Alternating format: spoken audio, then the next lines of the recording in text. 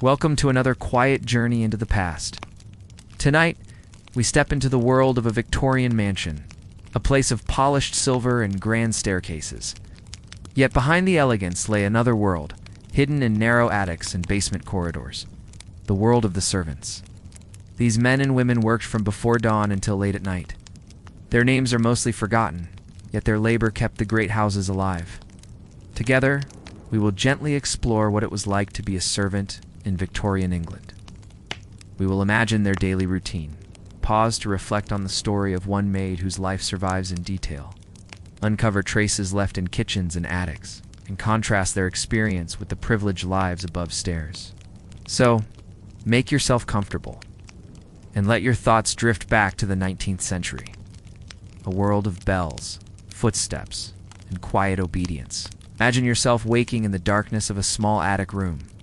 The mattress beneath you is thin, the air cold. Your day begins before sunrise, with no time to linger. If you are a maid, your first duty might be to carry coal to the fireplaces. In silence, you scoop out yesterday's ash and set fresh coals glowing. Already your apron is smudged, and the day has barely begun. The rhythm of service was steady and unending.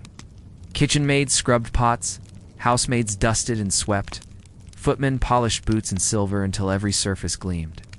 A scullery maid, lowest of all, might spend her entire day washing dishes in hot, soapy water.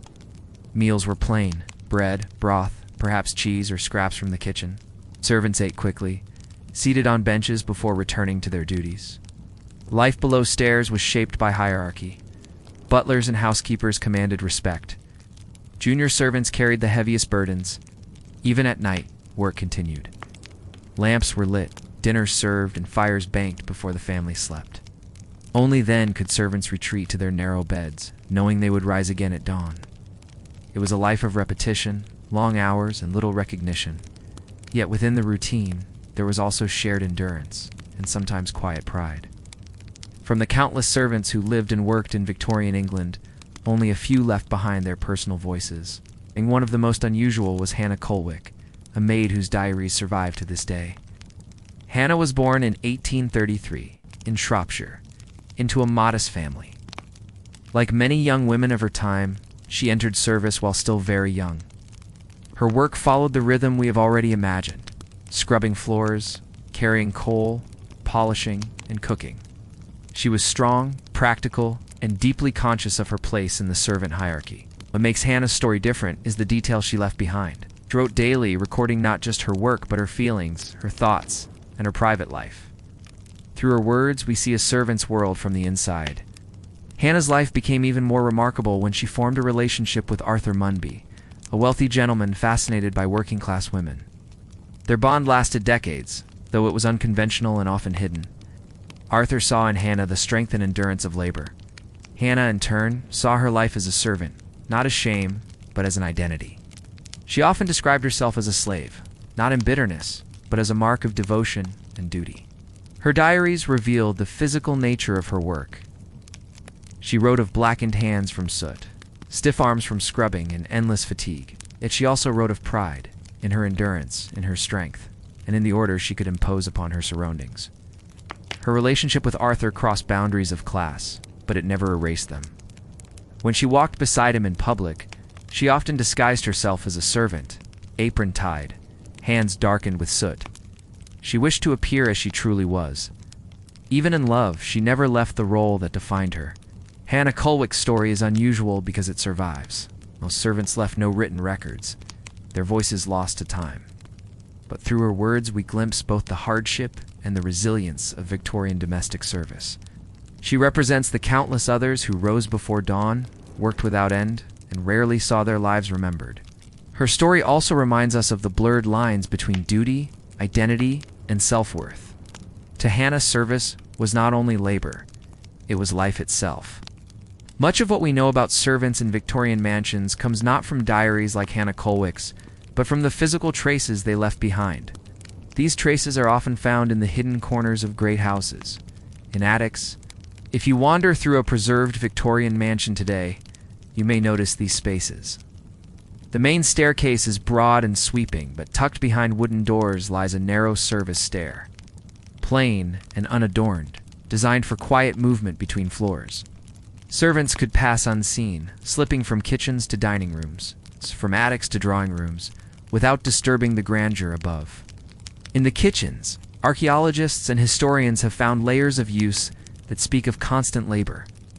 Hearths blackened by decades of fire, flagstone floors worn smooth by countless footsteps, and storage jars still marked with traces of salt or spices. Copper pots and iron pans remain dulled with time but still heavy in the hand, reminders of endless meals prepared for families and guests. In sculleries, sinks carved from stone still show grooves from years of washing. Drains run dark and narrow, once filled with hot water poured from heavy kettles. Nearby, soapstones and brushes, sometimes preserved, remind us of the repetitive scrubbing that filled a scullery maid's day. Attic spaces also reveal much. Low-ceilinged rooms, barely furnished, with small iron bedsteads and thin mattresses, tell us where servants slept. These rooms were often cold in winter and hot in summer, tucked just beneath the roof. Windows were small, with little light. Yet in some cases, personal items remain. A scrap of wallpaper chosen by a maid to brighten the wall, or a hidden box containing letters, ribbons, or keepsakes. Even outdoors, traces survive. Servants' gardens, once used to grow vegetables and herbs, sometimes still contain the same plants, their roots spreading long after the work ended. Pathways behind the house, worn into the earth, show where coal was carried, where deliveries were made, and where servants moved, unseen by guests. These details remind us that history is not only grand portraits in gilded rooms, it is also fingerprints on worn banisters, soot marks in chimneys, and initials carved quietly into wood. Servants lived and worked in these hidden spaces, leaving behind small but lasting marks of their presence. When we walk through a Victorian mansion today, it is easy to be drawn to the great halls and elegant drawing rooms. But the true life of the house often lingers in the quieter, plainer places, the spaces where servants moved, labored, and rested in the margins of grandeur.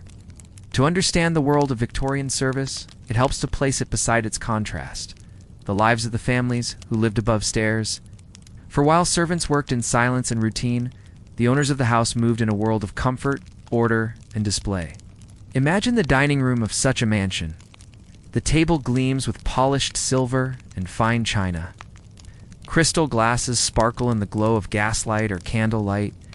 A family of wealth and position dines in leisure, each course served with precision. Behind the quiet grace of this scene, servants move carefully, clearing plates, pouring wine, anticipating needs before they are spoken. For the family, the day was structured around comfort. Morning tea might be delivered to their bedside. Breakfast was laid neatly, the fire already lit. Afterward, gentlemen might attend to business or ride out, while ladies managed correspondence or prepared for visits. Afternoons brought leisure, music in the drawing room, walks in the garden, or carriage rides to town. Evenings ended with dinners, sometimes grand, sometimes intimate, always supported by unseen labor. In contrast, servants' lives were defined by that very labor. Where the family enjoyed polished floors, servants scrubbed them. Where the family reclined in upholstered chairs, servants dusted and maintained them. For every hour of leisure above stairs, there were many hours of work below. Hierarchy shaped both worlds. Just as butlers and housekeepers commanded authority over junior servants, the family itself stood far above the staff in wealth and influence. Even so, the two worlds were deeply connected. Elegance of the drawing room could not exist without the toil of the kitchen. There were moments of contact, though they were formal. A servant might enter a room silently, eyes lowered, to pour tea or deliver a message. Their presence was expected but rarely acknowledged beyond the essentials. In this way, servants became part of the fabric of the house itself, visible yet often unnoticed. The contrast was striking. Paths. Space was wide, ceilings high, walls decorated with portraits and rich fabrics. Downstairs, or in the attic, space was cramped, plain, and practical. Yet together, these two worlds formed a single household.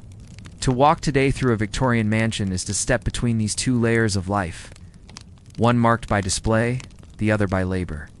One remembered in portraits and records, the other lingering only in diaries, objects, and worn floorboards. Together, they tell the full story of what it meant to live in such a house. And so we reach the end of our quiet exploration of life in a Victorian mansion. We began with the servants themselves, rising before dawn, tending fires, polishing silver, and carrying out the endless tasks that kept the great houses alive. We pause to hear the story of Hannah Colwick, whose unusual diaries allow us to glimpse the inner life of a maid.